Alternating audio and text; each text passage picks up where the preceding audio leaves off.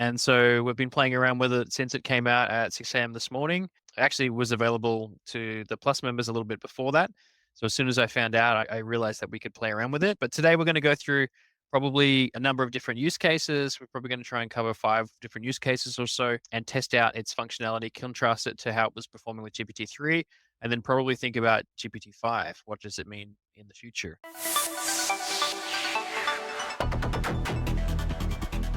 Yeah, Roger, did you had a little bit of a breakdown of the different topics you wanted to go over? Yeah, I think probably for today's session, one good way to approach it would be to talk about the advancements of ChatGPT and what the key points are and the differences between GPT-4 and GPT-3. We've only just been like it just broke to lunchtime now in Australia, so and it came out at 6 a.m. So we've only been at work for 4 hours catching up on all this stuff. So we don't know everything yet in any way, shape, or form. There's the paper that was released by OpenAI was 96 pages, so it was pretty hard to comprehend it completely. But yeah, so there's definitely some huge benefits that we can do. We might even try using it. We'll just do some over the shoulder stuff on maybe summarizing. We'll maybe talk about the API. It's not yet available yet. You've got to apply for access. We can talk about some examples that we've found just this morning, just by messing around on some of the improvements over GPT-3 and GPT-4. The great thing is that you can just switch between them in the new Chat GPT Plus backend. And maybe some of the cool startups that we think might be coming out of this in the coming weeks, months, depending on how quickly people can get stuff out there. There's definitely going to be a race. This has definitely poured fuel on the race that was already there. So it's going to be interesting. And I'll just share my screen for a second if I can. Just give me a second. And pop across to ChatGPT. So what I've done here is, I'm assuming, can you see my screen, Nick?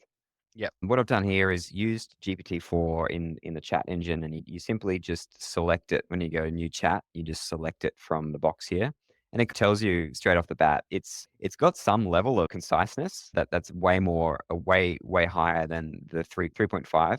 We did find that the GPT 3.5 was quite verbose in its output, so it's a And little people bit were more. referring to that as being chatty, too chatty. Like it would just be, you'd have to ask it explicitly for shorter outputs. And That's right. Yeah, yeah. And we also get a lot more reasoning above it all, but we lose speed. So it's a much bigger model. They don't tell us exactly how many parameters are in it in the paper, probably just for intellectual property purposes. But it's a much bigger model, much more accurate. And now they're going through a process of optimizing it to potentially create a turbo version like they did with the chat engine.